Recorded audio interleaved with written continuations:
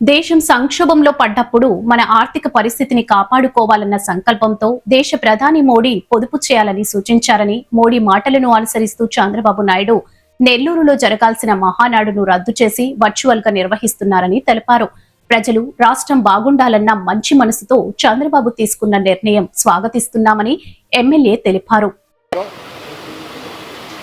Telugu Desam party చరిత్రలో మొట్టమొదటిసారిగా నెల్లూరులో మహానాడు నిర్వహించాలని జాతీయ పార్టీ అధ్యక్షులు చంద్రబాబు గారు, వర్కింగ్ ప్రెసిడెంట్ నారా లోకేష్ గారు నిర్ణయం తీసుకున్న తర్వాత నెల్లూరు జిల్లాలో ఆ యొక్క మహానాడు నా భూతో నా భవిష్యత్ అన్నట్టు సాగాలని, ఒక జనజాతరని తలపించే రీతిలో సాగాలని, నారా లోకేష్ గారి పాదయాత్రను మించి సాగాలని, చరిత్ర గుర్తుండిపోయే విధంగా భవిష్యత్తులో మహానాడు గురించి మాట్లాడుకోవాలంటే నెల్లూరుకు ముందు, నెల్లూరుకు తరువాత అనే విధంగా, అది కూడా ముఖ్యంగా యువనేత నారా లోకేష్ గారు వర్కింగ్ ప్రెసిడెంట్ అయిన తర్వాత మొట్టమొదటి మహానాడు కాబట్టి దాన్ని అంతా మహోద్భుతంగా జనజాతరని తలపించే రీతిలో, చరిత్ర సృష్టించే రీతిలో ఒక కోలాహలంగా నిర్వహించాలని చెప్పని జిల్లాలో ఉన్న నాయకులందరూ కూడా,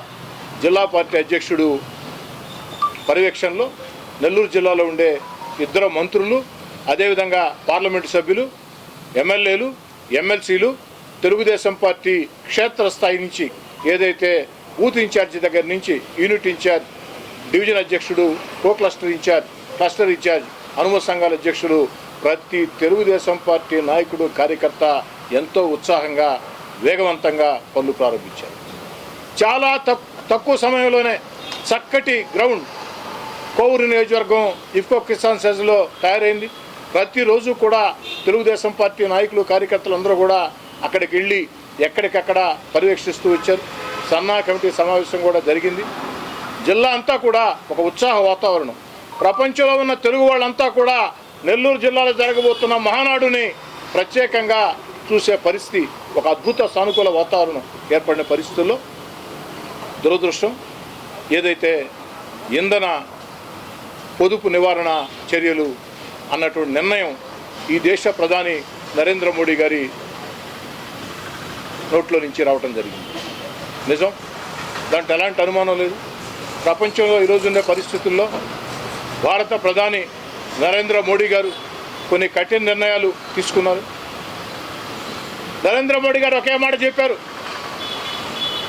ఈ దేశంలో ఉండే కోట్లాది భారతీయులు చిన్న చిన్న త్యాగాలకి సిద్ధం కావాలా. దయచేసి ప్రపంచంలో ఉండే అనేక దేశాల్లో ఆర్థిక వ్యవస్థలు దారుణంగా దెబ్బతిన్నా ఇంతకాలంగా భారతదేశంలో మనం అందరం కూడా కలిసికట్టుగా ముందుకు సాగుతున్నామంటే, ఆర్థికంగా కాస్త ముందుకు సాగుతున్నామంటే దానికి కారణం మన దేశం అనుసరించే విధానాలు. ఈ పరిస్థితుల్లో మన ఆర్థిక వ్యవస్థ దెబ్బతినకుండా ఉండాలంటే, ప్రపంచంలో ఒక అతి శక్తివంతమైన దేశంగా మనం ఉండాలంటే ప్రజలు కూడా కొన్ని త్యాగాలు చేయాలా అన్న ఆలోచనతో కొన్ని పిలుపులు ఇవ్వటం జరిగింది. ఆ పిలుపుల్లో భాగంగా ఇంధన కొరత గురించి నరేంద్ర మోడీ గారు ఒక నిర్ణయం ప్రకటించిన వెంటనే, ఇంధన కొరత పొదుపు చర్యలు చేపట్టాలా అని భావించిన వెంటనే అటక్ నుంచి కటక్ దాకా, కాశ్మీర్ నుంచి కన్యాకుమారి దాకా విస్తరించిన సువిశాల భారత పవిత్ర పుణ్యభూమిలో నరేంద్ర మోడీ గారు పిలుపునిచ్చిన వెంటనే ఈ దేశంలో మొట్టమొదట అత్యంత వేగవంతంగా స్పందించినటువంటి వ్యక్తి రాష్ట్ర ముఖ్యమంత్రి నారా చంద్రబాబు నాయుడు గారు అని చెప్పని సగర్వంగా మనం చేస్తున్నాం. వెంటనే నరేంద్ర మోడీ గారి మాటల్ని, ఆ యొక్క సూచనలు తీసుకుని ఒక భవిష్యత్ గురించి చక్కటి ఆలోచన చేసే వ్యక్తుల్లో చంద్రబాబు గారు ఒకరు. ఎందుకని చెప్తున్నానంటే, ఎప్పుడో 25 ఏళ్ల ముందు కంప్యూటర్లు అద్భుతమైన భవిష్యత్తు ఉంటుందని చెప్పని చంద్రబాబు నాయుడు గారు కంప్యూటర్లు అంటే చాలామంది హేళన చేశారు. కంప్యూటర్లు కూడు పెడతాయా, గూడు పెడతాయా అని చెప్పని. మేము కూడా నిజమే కదా, కంప్యూటర్లు కూడు పెడతాయా, గూడు పెడతాయా అనుకున్నాం. కానీ ఆ తర్వాత కంప్యూటర్లు గూడు పెట్టాయి. ప్రపంచంలో ఉండే కంప్యూటర్ ఉద్యోగుల్లో అత్యధికులు తెలుగు వాళ్ళంటే దాని అర్థం ఆనాడు అందరికంటే ముందు, ఆనాటి దేశ ప్రధాని కంటే ముందు చంద్రబాబు నాయుడు గారు కంప్యూటర్ రంగంలో చేసినటువంటి కృషే దానికి కారణం. మరి ఈనాడు ప్రపంచం అంతా క్వాంటమ్ వ్యాలీ అంటుంటే ఆ క్వాంటమ్ వ్యాలీ హబ్గా ఆంధ్రప్రదేశ్ని తయారు చేయబోతున్న తీరు. అందుకే భవిష్యత్తును చక్కగా విశ్లేషించే, భవిష్యత్తును చక్కగా ఊహించే, భవిష్యత్తులో ప్రజలకి మరిన్ని మేలు జరగాలంటే ఏ చర్యలో ఎప్పటికప్పుడు ఆలోచన చేసే రాజనీతిజ్ఞుడు చంద్రబాబు నాయుడు గారు. నరేంద్ర మోడీ గారి మాటల్ని వచ్చిన వెంటనే ఆ యొక్క మాటల్ని, ఆ యొక్క సూచనలు తీసుకుని ఇంధన పొదుపు చర్యల్ని ఆంధ్రప్రదేశ్లో కూడా చేపట్టి ఎక్కడికక్కడ ఆ యొక్క మంత్రులు కానీ, ఏదైతే శాసనసభ్యులు కానీ, ఐఏఎస్ అధికారులు కానీ, మామూలు అధికారులు కానీ, ఉద్యోగస్తులు కానీ వీరందరూ కూడా ఇంధన కొరత పొదుపు చర్యల్ని పాటించండి, చక్కటి సూచనలు సలహాలు ఇవ్వండి అని చెప్పని పిలుపునిస్తూ, అయితే నేను పిలుపునివ్వటమే కాదు, నేను సైతం చేసి చూపిస్తానని చరిత్రలో మొట్టమొదటిసారిగా మహానాడు నిర్ణయం ప్రకటించిన తర్వాత కరోనా సంక్షోభ సమయంలో కరోనా కాబట్టి ఆనాడు సాంకేతికత ఆధారంగా మహానాడు జరిగింది. మరి కరోనా లేని వేళ ప్రతి సంవత్సరం కూడా అంగరంగ వైభవంగా ఒక పండుగగా కోలాహలంగా జరిగే మహానాడుని సైతం చంద్రబాబు నాయుడు గారు తప్పనిసరి పరిస్థితుల్లో బాధాపరితప్త హృదయంతో త్యాగం చేసి, ఎందుకని చెప్తున్నానంటే చంద్రబాబు గారి ఆలోచన ఒకటే, మనం ప్రజలకు చెప్పే ముందు మనం పాటించాలా, మనం ప్రజలకు చెప్పే ముందు మనం పాటించాలా, మన చేతల్లో చేసి చూపించాలా అన్న చక్కటి ఆలోచన చేసి ఎంతోమంది తెలుగుదేశం పార్టీ కార్యకర్తలకి ఇది ఒక బాధాకరమైన పరిస్థితి అయినప్పటికీ దేశం కోసం, దేశ అవసరాల కోసం, దేశ భవిష్యత్తు కోసం, నరేంద్ర మోడీ గారి మాట మీద గౌరవం కోసం ఒక చక్కటి ఆలోచన చేసి ఈ యొక్క మహానాడిని రద్దు చేయడం జరిగిందని తెలియజేస్తుంది. మహానాడిని రద్దు చేయడమే కాకుండా ఈ యొక్క మహానాడుని టెక్నాలజీ ఆధారంగా ఎక్కడికక్కడ, సాంకేతికత ఆధారంగా ఎక్కడికక్కడ ఆ యొక్క మహానాడిని నిర్ణయించాలా. కేంద్ర కార్యాలయంలో ఏదైతే ఆహ్వానితులు ఉంటారో అదేవిధంగా క్షేత్రస్థాయిలో నియోజకవర్గమా, మండలమా, క్లస్టరా అన్నది ఆలోచన చేసి ఎక్కడికక్కడ ఎక్కువ మందికి ఈ మహానాడు సందేశం చేరాలా. ప్రతి సంవత్సరం మహానాడు లాగే రాజకీయ తీర్మానాలు ఉంటాయి, రాష్ట్ర భవిష్యత్తు కోసం తీర్మానాలు ఉంటాయి, ప్రజా సమస్యల మీద చర్చ ఉంటుంది. గత వైఎస్ఆర్ కాంగ్రెస్ పార్టీ పరిపాలనలో విధ్వంసమైనటువంటి వ్యవస్థల గురించి ఉంటుంది. భవిష్యత్ ఆంధ్రప్రదేశ్కి చంద్రబాబు గారు చేసే దశ దిశ ఉంటుంది. అదే మహానాడు చక్కటి తీర్మానాలు ఉంటాయి, చక్కటి చర్చా కార్యక్రమాలు ఉంటాయి. కానీ మహానాడిని నెల్లూరులో బహిరంగంగా భారీ ఎత్తున చేస్తే కొన్ని వేల వాహనాలు ఆ యొక్క ఇంధనం ఆ యొక్క ఆదా చేయాలా. దాన్ని 10 మందికి కూడా, ప్రజలకు కూడా ఒక స్ఫూర్తినిచ్చే విధంగా ఉండాలి ఉద్దేశంతో ఈ మహానాడుని హంగు ఆర్భాటాలు లేకుండా సాంకేతికత ఆధారంగా నిర్వహిస్తున్నారు. మనస్ఫూర్తిగా ఒక పక్క నెల్లూరు జిల్లాలో ఈ మహానాడు అంగరంగ వైభవంగా జరగలేదే అన్న బాధ ఒక పక్క ఉంది. కానీ మరో పక్క ఈ దేశం ఉండే పరిస్థితుల్లో నరేంద్ర మోడీ గారి ఆలోచనని చంద్రబాబు నాయుడు గారు అమలు చేశారు. బాబు గారు కూడా ముందు చూపుడు నాయకులు. కాబట్టి ఈ విషయం ప్రజలకు మొత్తం తెలియజేసేదానికి చెప్తూ తెలుగుదేశం పార్టీ కార్యకర్తలు, నాయకులు అందరికి కూడా మనం చేస్తూ ఉన్న ఈ యొక్క మహానాడు సాంకేతికత ఆధారంగా జరుగుతుంది. ఈరోజే నెల్లూరు రూరల్ నియోజకవర్గంలో క్లస్టర్ ఇన్ఛార్జీలు, కో క్లస్టర్ ఇన్ఛార్జీలు, డివిజన్ అధ్యక్షులు, అనుబంధ సంఘాల నాయకులతో ప్రత్యేకంగా సమావేశం పెట్టి ఆ సాంకేతిక ఆధారంగా ఏ విధంగా చేయాలా అన్న దాని మీద చర్చ పెడతామని తెలియజేస్తూ మరోసారి ఒక చక్కటి నిర్ణయం తీసుకున్నటువంటి చంద్రబాబు నాయుడు గారికి, యువనేత నారా లోకేష్ గారికి ప్రత్యేకంగా ధన్యవాదాలు తెలియజేస్తూ నా మాటలు ముగించే ముందు జాతీయ అధ్యక్షులు చంద్రబాబు నాయుడు గారికి, యువనేత నారా లోకేష్ గారికి వినయపూర్వక అభ్యర్థన.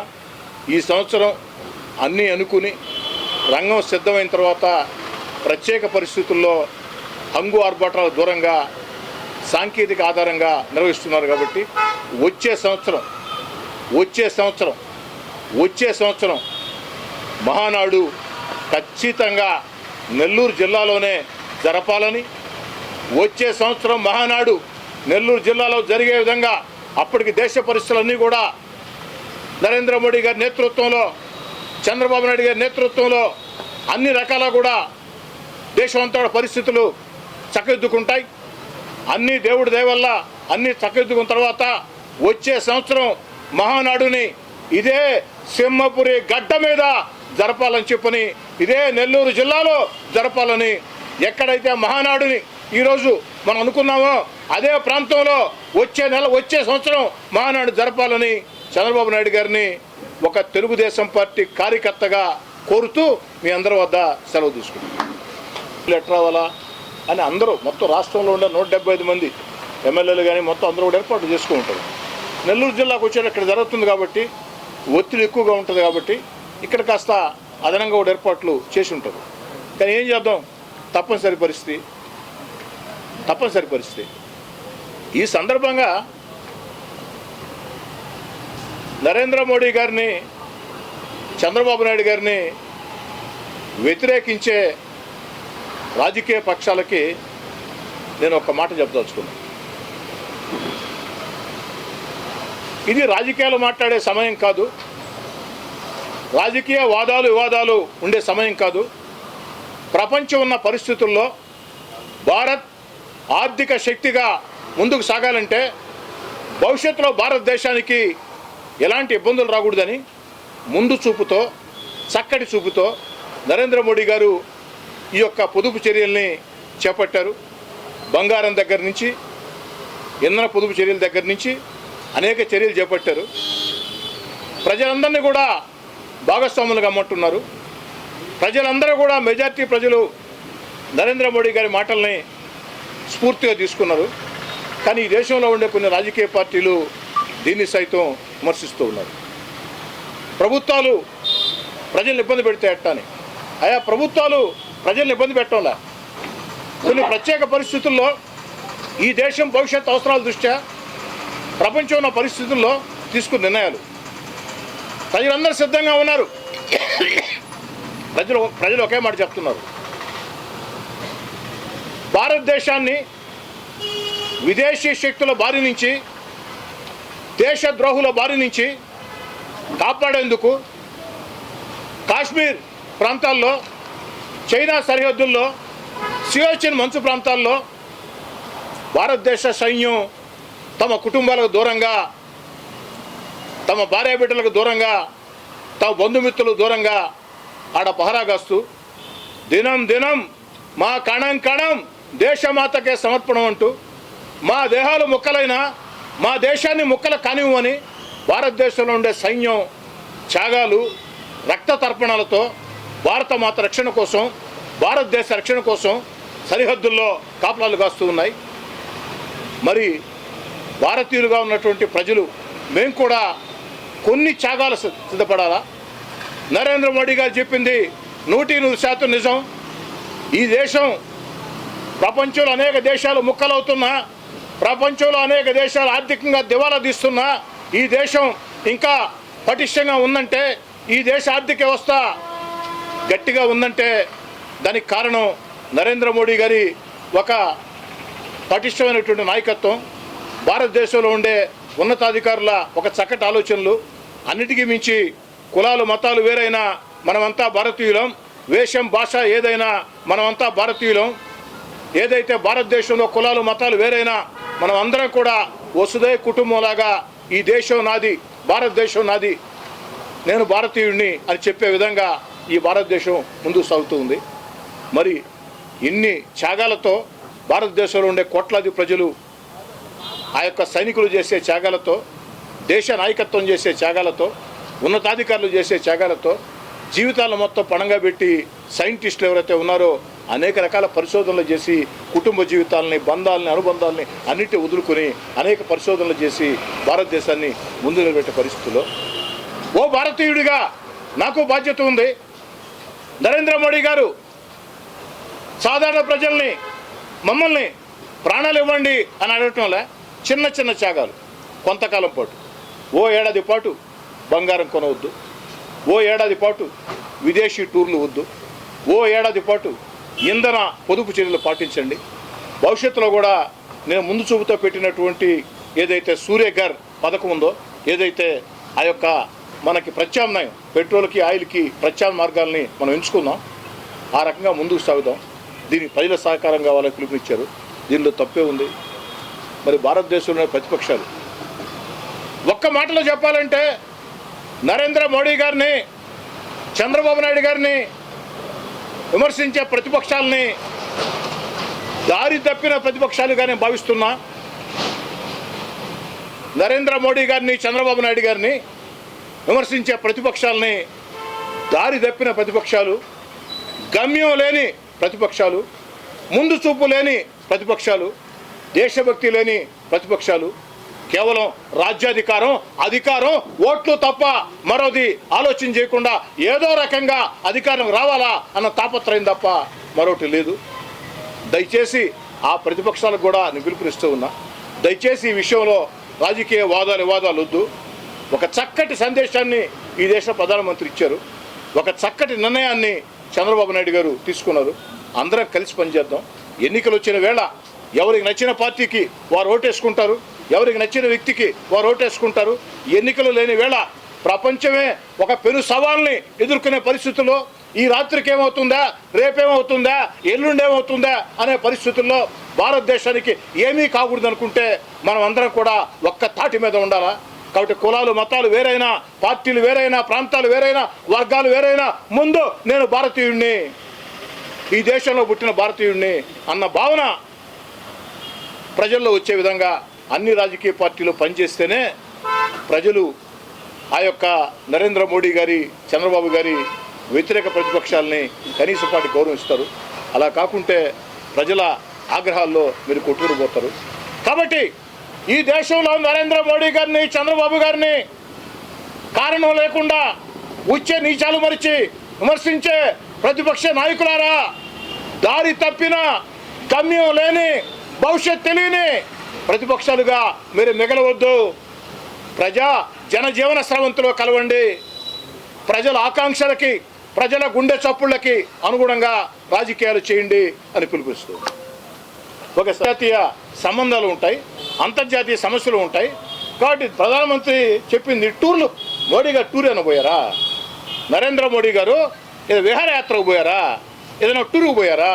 విదేశాలకు పోయాడు. విదేశాలకి సైకిల్లో పోలేరు కదా, విదేశాలకి మోటార్ వెహికల్లో పోలేరు కదా, విదేశాలకి విమానంలో పోవాల్సిందే కదా. అదే నేను చెప్పేది. దీంట్లో కూడా ఎందుకు వాదాలు, ప్రతివాదాలు? మనం అందరం అడుగుతున్నా, మీరు విదేశాలకి సైకిల్లో పోతారా? విదేశాలకి ఈ మోటార్ సైకిల్లో పోతారా? ఇప్పుడు సపోజ్ మీ బంధువులకి ఎవరికో ఎమర్జెన్సీగా అమెరికాలోనో లండన్లోనో ఆరోగ్య సమస్య వస్తుంది, జరగద్ది, ఆడికి మీరు పోవాల్సి ఉంటుంది, పోకుండా ఆగిపోతారా? నరేంద్ర మోడీ గారు చెప్పింది ఏంది? దయచేసి కొంతకాలం పాటు, అంటే ఓ ఏడాది పాటు విహారయాత్రలకి విదేశాలకు వెళ్ళవద్దు. ఆ విహారయాత్రలు పెట్టే ఖర్చు, భారతదేశంలో చక్కటి విహార ప్రదేశాలు ఉన్నాయి, అక్కడికి వెళ్ళండి, దానివల్ల దేశానికి సాయం చేసిన వాళ్ళు అవుతారు. ఓ ఏడాది పాటు బంగారం కొనవద్దు, అంటే వీలైన తక్కువ. ఇప్పుడు పెళ్ళి అవుతుంటుంది, పెళ్ళినప్పుడు కనీసపాటి బంగారం కొనుక్కుంటారు కదా, దాన్ని తప్పట్టం లేదే. కొంచెం బంగారం కొనుగోలు తగ్గించండి. ఇంధన పొదుపు చర్యలు, అందరినీ నడవండి అని చెప్పడం లేదే. కాస్త పొదుపు పాటించండి. వారానికి ఒక రోజు, తర్వాత ఒక 2 రోజులు ఉద్యోగస్తులు వర్క్ ఎట్ హోమ్, అదే వర్చువల్ విధానంలో మీటింగ్లు, సాధ్యమైనంత వరకు ఇంధన పొదుపు చర్యలు పాటించండి అని పిలిపించాడు.